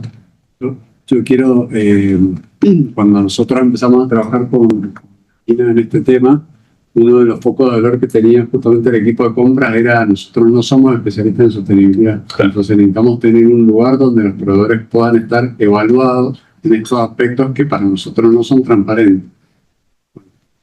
Desarrollamos esta plataforma y es donde ya se encuentran proveedores que nosotros nos encargamos de evaluar en los aspectos medioambientales, y eso de alguna manera da respaldo de ellos también a la hora de comprar y de poder hacer un proceso licitatorio, como decía, más transparente. Y otra cosa que me parece muy importante destacar es que, lo comentó muy bien Esteban, no solo son los proveedores que son activos los que están evaluados, sino los proveedores que están en el banco de suplentes, en analogía al fútbol, pero que están entrenados y listos para entrar a la cancha, ya preevaluados y con toda la información. Y creo que eso es muy valioso como herramienta para que las grandes empresas, las pequeñas y demás puedan tenerlo analizado. Sí, eso es súper importante. De hecho, lo que comenzamos recién se me había basado es: hago el proceso de licitación, adjudico proveedores, pero después hay proveedores que no quedan adjudicados. Y obviamente les tengo que entregar un feedback de por qué no quedan adjudicados. Algunas veces son por precio, otras veces son por temas técnicos que se evalúan y no aplican. Pero siempre quedan ahí como en la lista de espera y seguimos trabajando con ellos en el sentido de seguir desarrollando. O sea, no puedes entrar en el proceso de licitación, pero quizás en 2 años más, mientras yo te desarrollo, vas a poder entrar y tienes que mejorar en estos puntos. Y ahí es donde nosotros también, aparte de licitar estratégicamente y ver el futuro de qué puede hacer, qué podemos hacer, es tener estos planes de contingencia. Que cuando No, también. Sí. Ya. No, termina.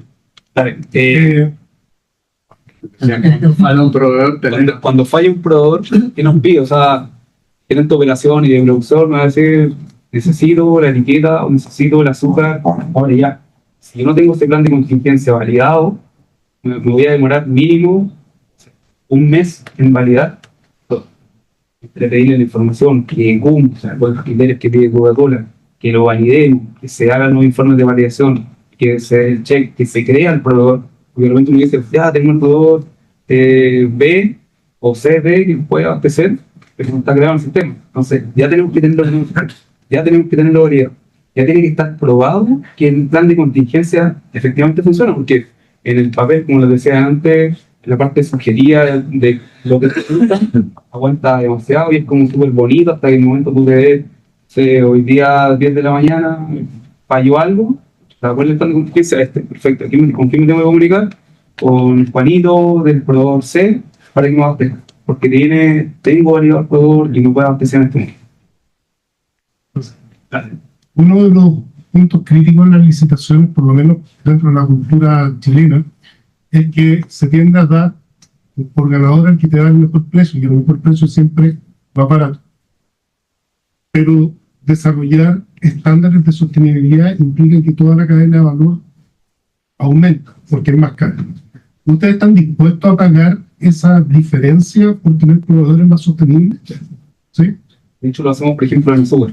En azúcar pedimos, azúcar es un commodity, se lanza en Londres, lo compramos, se fijan posiciones de futuro y después se trae físicamente de X región. Por ejemplo, Brasil, que es el principal exportador de azúcar, ¿Qué les pedimos nosotros? Certificaciones de tipo Bonso, creo que se llama, es que tienen las buenas prácticas, por ejemplo, en temas en términos de plantación del azúcar, el que no conlleve el trabajo de infantil. Pues. Hay un montón de cosas más que estamos dispuestos a pagarlo y efectivamente tiene un costo mayor, posiblemente de un dígito, no ha pasado quizás de un dígito, pero sí estamos dispuestos a hacerlo. Y a nivel de proveedores locales, ¿cómo lo trabajan? Tratamos de apoyar en el sentido de cómo se tiene que certificar. ¿Cómo puede ir y asociarse a alguna casa certificadora y cómo tiene que ser? Entonces lo guiamos en ese proceso, como les decía adelante, cuando empezamos a medir estos pilares de acción por el clima, medición de huella de carbono, etcétera, les dijimos, oye, ¿qué están ustedes? Entonces le dijimos también que en las próximas licitaciones esto lo vamos a exigir. Entonces, ahí es donde se acercan y dicen, ya, pero ¿cómo lo hago? Ya, mira, contactate con tal persona, contactate con tal equipo, vamos a hacer workshops de proveedores para que puedas entender en qué están todos, no importa va a jugar estar citado en la conferencia, con otro proveedor de otra categoría, pero te va a retroalimentar y tener feedback de cómo lo hacen ellos, para tú también poder hacer. Muchas veces pega el tema del financiamiento en el tema de certificación. Y ahí es donde estaba, yo creo, hoy día Sí. Ahí, al hacer público el compromiso de SBTI, una carta de compromiso, creo que en algún punto también están tratando esa situación y de hecho a los proveedores de azúcar y demás más se les piden su certificado de no deforestación y demás, y se le da una trazabilidad mucho más intensiva a cada uno de sus productos. Creo que por eso nos pareció muy importante mostrar un trabajo realmente muy importante que hace Andina en este sentido, y quizás no es tan público desde este lugar. Sí, nos parece que es muy importante. No. Yo quería añadir algo respecto al precio. Yo creo que eso es súper importante. Yo creo que llevo 8 años trabajando en un área de abastecimiento. Desde que uno licitaba con el papel, y me imagino que acá muchos también licitan con el papel, el sobre, abrirlo, una mesa, un punto. Y hoy día es súper práctico porque nosotros trabajamos con SAP Ariba y tiene sobres electrónicos, entonces es mucho más fácil. Cuando hacemos las licitaciones, siempre también en la base indicamos a los proveedores que son 2 sobres, uno técnico y uno económico. Primero abrimos siempre el técnico. El técnico lo compartimos en la mesa de trabajo con los equipos diversos que comenté hace un momento. Se evalúa con una matriz donde entran todos los temas de sustentabilidad, ISOs que tengan también certificación y un montón de cosas más. Y los proveedores que aprueben la parte técnica pasan recién a abrir el sobre económico. El proveedor no pasa la parte técnica, no tengo para qué ver el sobre eso, porque si no finalmente después entra uno en un juego de que el precio era mejor, pero no tiene la certificación. Entonces mejor al tiro define un criterio técnico, todos comparables, están todos homologados en la misma línea, perfecto.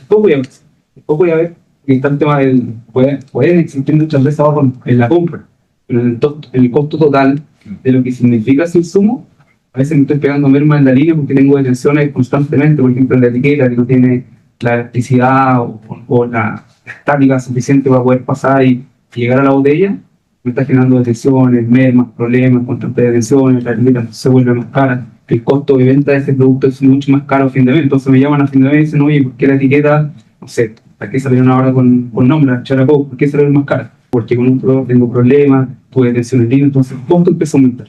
Eso me refleja a mí el costo de venta a fin de mes. Oye, perdón, ¿sorteo no hacen ahí los proveedores? Porque, por ejemplo, en el ámbito público, justamente las cosas técnicas, como que uno al tiro ve que están media hecha la medida. Estoy hablando de los temas públicos, no es el caso.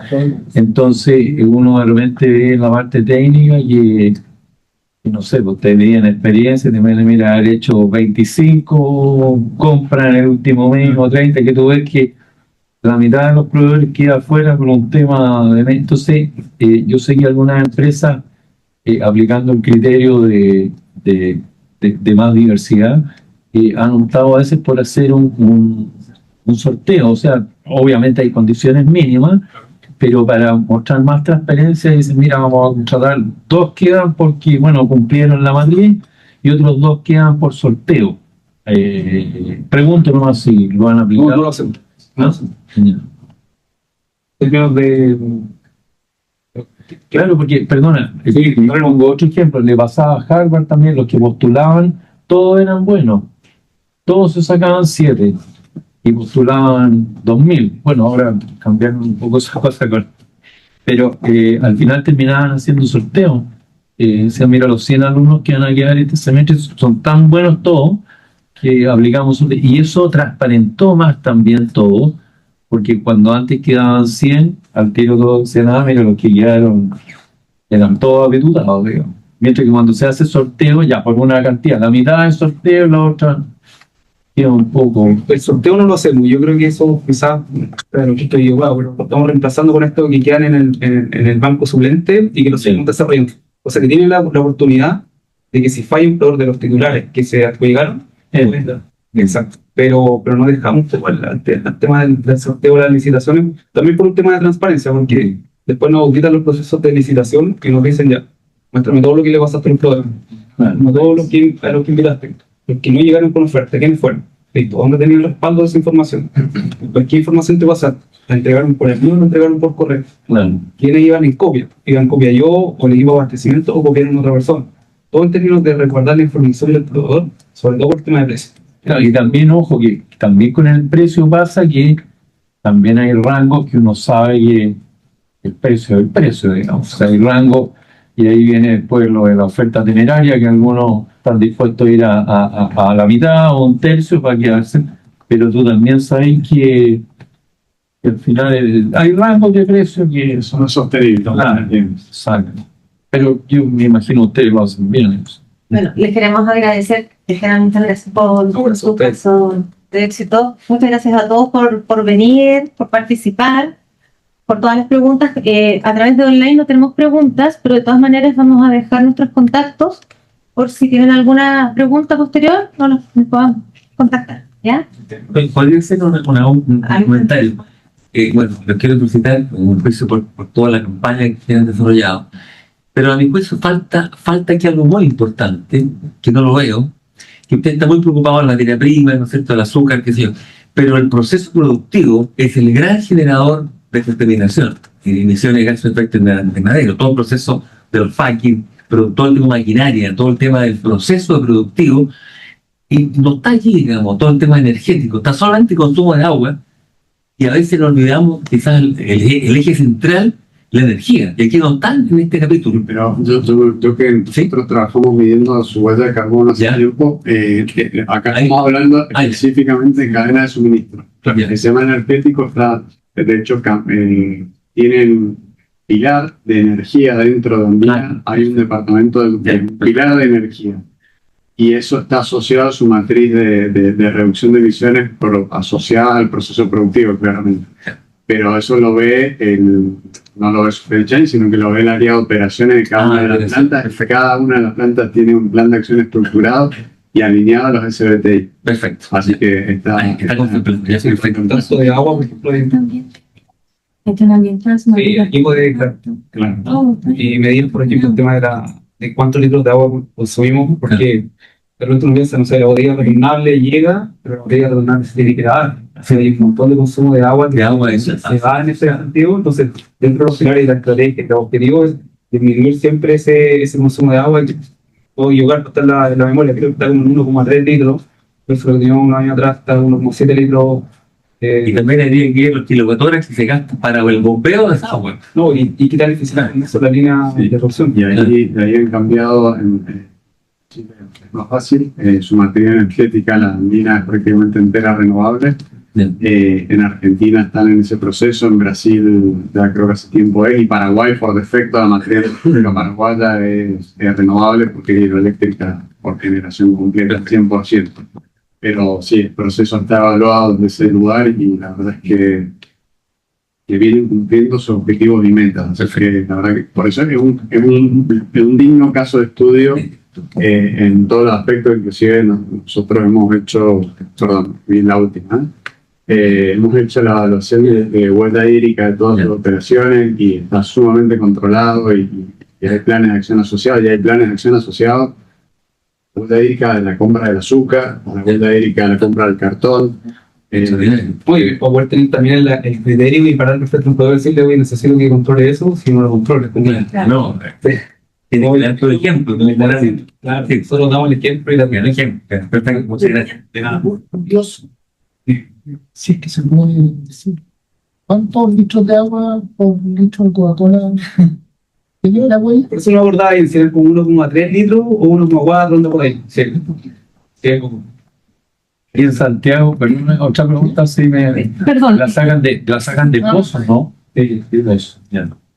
lo pasa es que estamos reorganizar después la sala para otro evento, pero los invitamos a seguir la conversación afuera en un café, todavía queda coffee, están todos disponibles. Agradecerles y también hacer la invitación a otros socios que tengan buenas ideas como les gustaría compartirlo con nosotros.